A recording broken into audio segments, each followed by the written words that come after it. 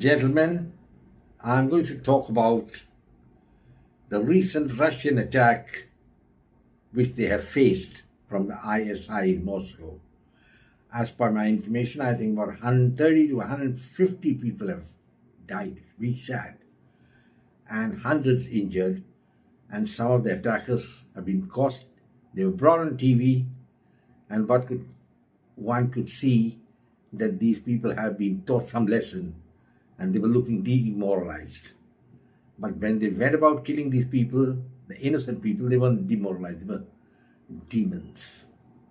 So, gentlemen, what the point which I'm coming to is that this attack is going to be one of the watershed in the world. And it's not so simple that it's been done only by the ISI. Well, yes, the ISI has claimed responsibility for it, but that doesn't mean that everything was done by them. Russian intelligence has pinpointed a lot of other things. I think 9 to 10 people have been arrested, including the taxi driver who was to take them away, the man who rented out the house to them. There were so many. All these have been arrested and behind bars. And at the same time, Vladimir Putin has reinstated the death penalty. At least he's going to do it, that's what I understand. And I'm always in favor of the death penalty because this is always a deterrent to any of the persons who go around committing such mayhem and such acts. Now we are having some information that these attackers were paid with cryptocurrency, and it appears that Ukraine may have a hand in it. And also the Americans probably knew about this attack. Now, I'm not a statement which I'm just making for the heck of it. I'm just making a conjecture. It may not be true, it may be true, I can't say. But gentlemen, obviously this terrorist attack more than meets the eye of what has happened. And I don't think this is going to be the last attack. Because what is happening is that Ukraine has been defeated. Now, that is the actual fact.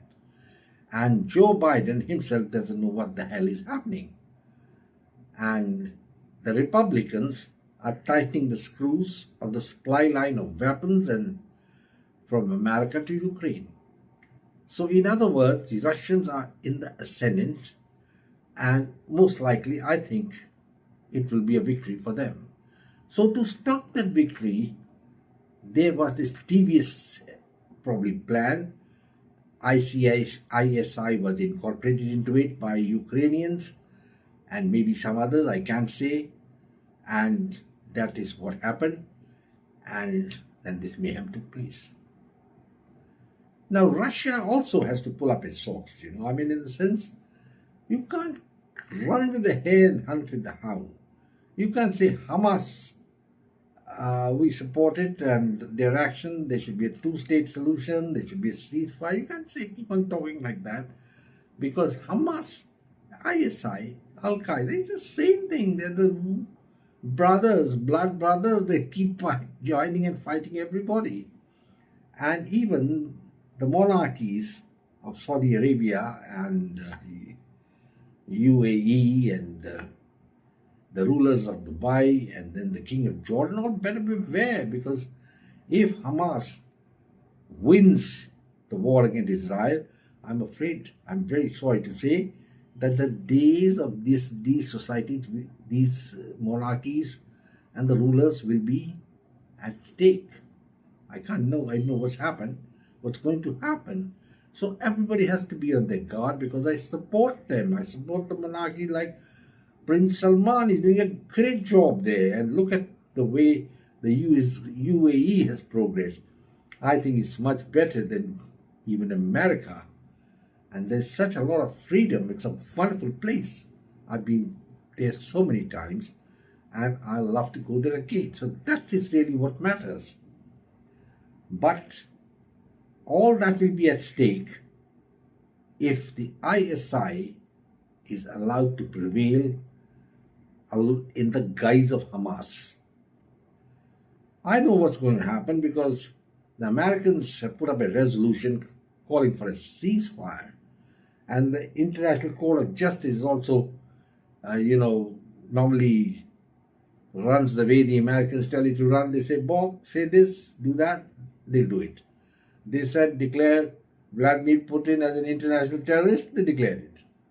I don't give much credence to what the international code is going around and saying, but they are there, and so they are the people in authority. So they're asking for a ceasefire also from um, the Israelis. My personal view is that there should be no ceasefire. But then I'm a small man. I'm a military historian. I can only talk about it. I can't really go around and say, well, it should be done or shouldn't be done. I can just give my opinion. No ceasefire till Hamas is decimated.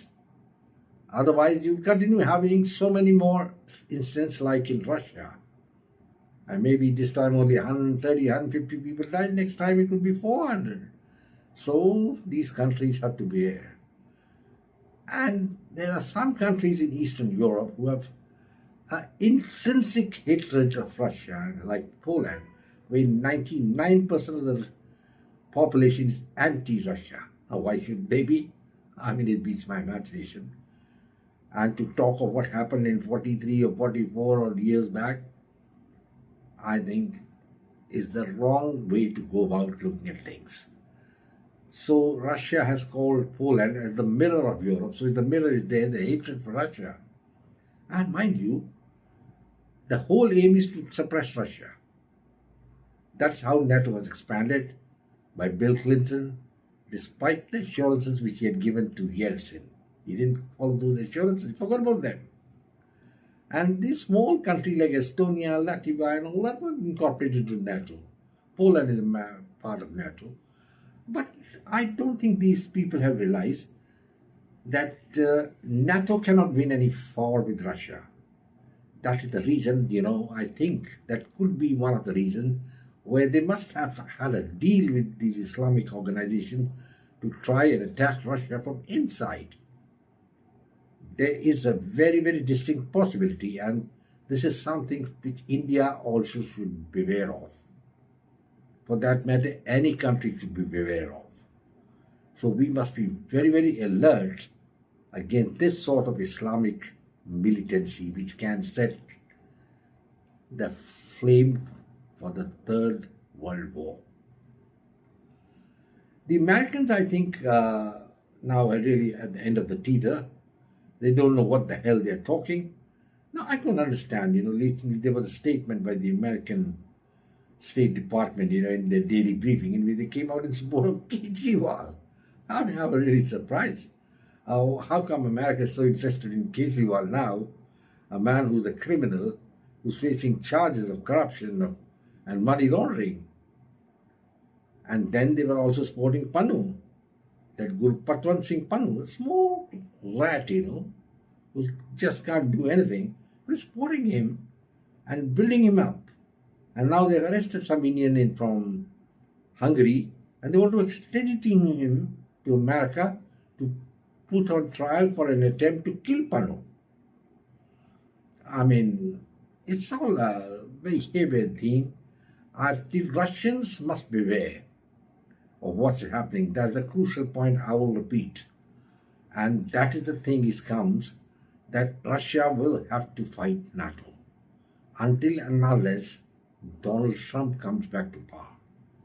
But in America, which is talking of democracy and doubting the credentials of the Indian state as a democracy, I understand that there's so many people in America who are worried that Donald Trump is going to come to power, and President Obama has made 2 trips to London and to take stock as to how they can stop Donald Trump from winning. I won't be surprised if they fix a charge on Donald Trump just before the election and put him in prison so that, he doesn't contest the election. That's possible. But I hope it doesn't happen, because it'll be a big blot on American democracy if that happens. So as it stands, Donald Trump is going to win the election. And that'll be good for America. At least I think I have a solution in the Ukraine war. And then he will come down very hard on Islamic militancy like Hamas. He's not a supporter of these people at all. Because Biden's been playing a double game, and that double game doesn't always pay. So we are in a very precarious situation, gentlemen, I must tell you all.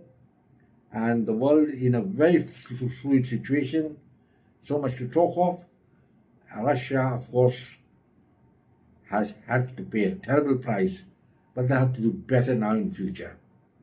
I don't have anything more to add, gentlemen. I think I'll close now, and I'll expect you to subscribe to my channel, share it to your friends, comment, and come back for more.